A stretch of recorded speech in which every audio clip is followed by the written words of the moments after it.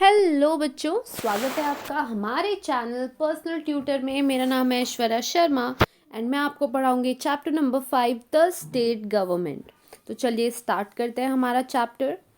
In the last chapters we understood the nature of union parliament and union executive. We were also introduced to the integrated judicial system in India. In this chapter, we will study the government of constituent states or state government. तो इसके जो पहले का last chapter था उस पे हमने ये समझा था कि यूनियन पार्लियामेंट क्या होता है, क्या नेचर होता है उसका, एंड यूनियन एग्जीक्यूटिव का नेचर क्या होता है, और हमें इंडिया का जो जुडिशियल सिस्टम है उससे भी इंट्रोडक्शन कराया गया था। इस चैप्टर में हम पढ़ने वाले हैं कि हर पर्टिकुलर स्टेट में जो स्टेट गवर्नमेंट होती है वो क्या होती है। In the federal system the government exists at two levels. Federal, that is the central government works at the national level and the state government works at the regional or state level. तो हमारी country में federal system है। हमारी जो government है उसका जो bifurcation हुआ है, डिवीजन हुआ है, वो हुआ है फेडरल सिस्टम के हिसाब से। तो फेडरल सिस्टम में क्या होता है, उसमें सेपरेशन ऑफ पावर होता है। किनके बीच? दो गवर्नमेंट्स के बीच। एक सेंट्रल गवर्नमेंट जो पूरी कंट्री की कॉमन गवर्नमेंट होती है, एंड सेकेंड होती है हर स्टेट में उसकी खुद की स्टेट गवर्नमेंट। तो यही चीज़ आपको बताया गया है कि फेडरल में सेंट्रल गवर्नमेंट होती है जो नेशनल लेवल पे वर्क करती है, स्टेट गवर्नमेंट होती है जो स्टेट लेवल पे वर्क करती है। Now coming to background, India has a large geographic expanse with a multicultural population. There is diversity in language, religion, ways of life, and regional characteristics.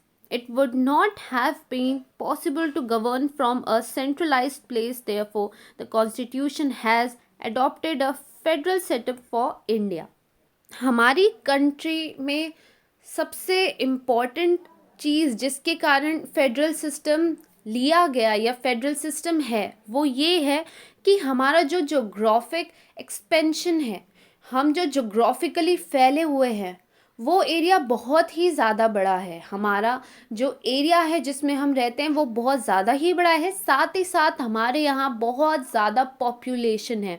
हमारे यहाँ population है and वो भी multi cultural, मतलब हर अलग अलग एरियाज़ में रहने वाले लोगों के अलग अलग कल्चर है, ट्रेडिशन है, लैंग्वेज है, कस्टम्स हैं, और इसी कारण से बहुत मुश्किल होता है एक गवर्नमेंट को, सेंट्रल गवर्नमेंट को सेंटर में बैठकर पूरे देश को संभालना बहुत ही मुश्किल का काम है। इसी कारण से डिवीजन ऑफ पावर की बात आई। और हमारे कंट्री में लैंग्वेज की डाइवर्सिटी है, रिलीजन की डाइवर्सिटी है, लोगों के रहने का तरीका अलग है या दूसरे कैरेक्टरिस्टिक्स भी हैं।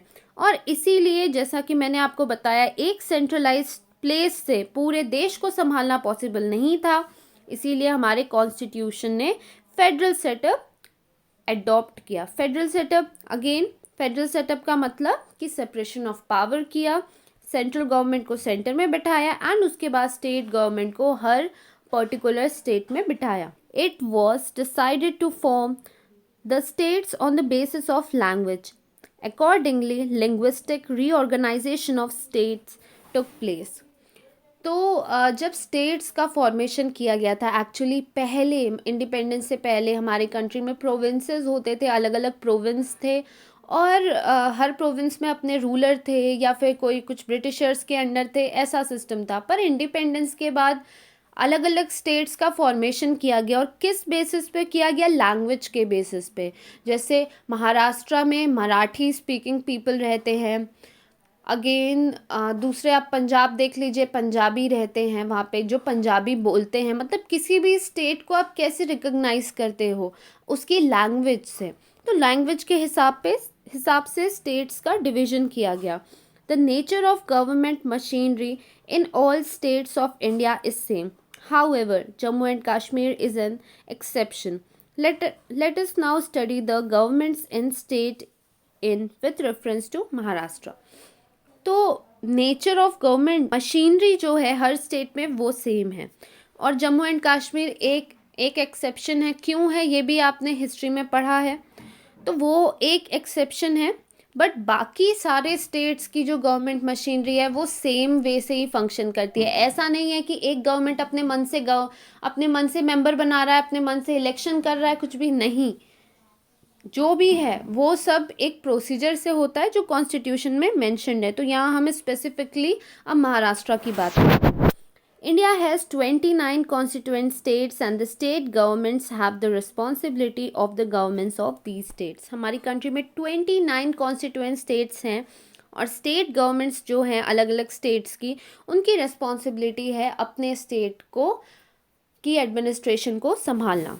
Now coming to state legislature, like the parliament at the central level, every state has its own legislature, but only 7 states in India have two houses, bicameral legislatures. Maharashtra has a bicameral legislature. The member of state legislature are known as members of legislative assembly. तो जैसे central level में parliament होता है, वैसे ही state government के पास भी अपना खुद का लेजिस्लेचर होता है। इंडिया में सिर्फ 7 ही स्टेट्स हैं जिनके पास 2 हाउसेस है, जिसे कि कहते हैं बाइकैमरल लेजिस्लेचर, और महाराष्ट्र एक ऐसा स्टेट है जिसके पास 2 हाउसेस है। जो मेंबर होते हैं स्टेट लेजिस्लेचर के, उन्हें कहा जाता है MLA, that is member of legislative assembly, और member of legislative council, that is MLC. Now coming to legislature of Maharashtra. Legislature of Maharashtra has 2 houses, namely Vidhan Sabha, that is legislative assembly, and Vidhan Parishad, that is legislative council. तो महाराष्ट्र का जो legislature है उसमें 2 houses है। पहला है legislative assembly जिसे विधान सभा कहा जाता है, एंड सेकेंड है लेजिस्लेटिव काउंसिल जिसे कहा जाता है Vidhan Parishad. Now coming to Vidhan Sabha, that is Legislative Assembly. This is the first house of Maharashtra legislature and comprises of 288 members. In case there is inadequate representation of the Anglo-Indian community, the governor nominates one member from this community in the Vidhan Sabha. तो सबसे पहला house जो है Maharashtra legislature का वो है विधानसभा, और इसमें लगभग 288 मेंबर्स हैं। यदि ऐसा कुछ होता है कि कुछ एंग्लो इंडियन कम्युनिटी के लोगों को के लिए रिजर्व रहती हैं सीट्स, और यदि वो इलेक्ट नहीं हो पाए, तो वहाँ का जो गवर्नर है उसका काम होता है वो अपने तरफ से एक मेंबर को नॉमिनेट कर देता है एंग्लो इंडियन कम्युनिटी से। Some seats are reserved for the scheduled caste and scheduled tribes. Maharashtra is divided into territorial constituencies for the purpose of elections. One member is elected from each of the constituencies. और कुछ seats होती हैं जो SC and STs के लिए reserve रहती हैं। महाराष्ट्र को अलग अलग टेरिटोरियल कॉन्स्टिट्यूएंसीज में डिवाइड किया गया है इलेक्शन के लिए, और हर कॉन्स्टिट्यूएंसी से एक मेंबर को चूज किया जाता है, या कह सकते हैं इलेक्ट किया जाता है। Tenure of Vidhan Sabha is 5 years. However, in exceptional circumstances, elections can be held before the completion of 5 years. Any citizen residing in Maharashtra and who has completed 25 years of age can contest the election to Vidhan Sabha. तो जो tenure होता है, कितने समय तक कोई भी member seat में बैठ सकता है विधानसभा की, वो होता है 5 साल। लेकिन कुछ ऐसे एक्सेप्शनल सर्कमस्टेंसेस होते हैं। एक्सेप्शनल मतलब क्या होता है कि कुछ ऐसा हो गया जिस कारण से 5 साल तक कोई मेंबर नहीं बैठ पाया, कोई भी आदमी मेंबर नहीं रह पाया, तो इन केसेस में क्या होता है 5 साल से पहले भी टेन्योर ख़त्म हो जाता है। और कोई भी सिटीज़न जो महाराष्ट्र का नागरिक है और जिसने 25 साल की एज ख़त्म कर ली है, या 25 साल या उससे ज़्यादा है, वो विधानसभा के इलेक्शन के लिए कंटेस्ट कर सकता है। तो ये 2 इन लोगों के लिए कंपल्शन रखे गए हैं, कंपलसरी ये 2 चीज़ें होनी चाहिए कि वो सिटीज़न होना चाहिए महाराष्ट्र का, 25 ईयर्स ऑफ एज का वो होना चाहिए। Now coming to speaker of Vidhan Sabha. The proceeding of Vidhan Sabha are carried out under the supervision and guidance of Speaker.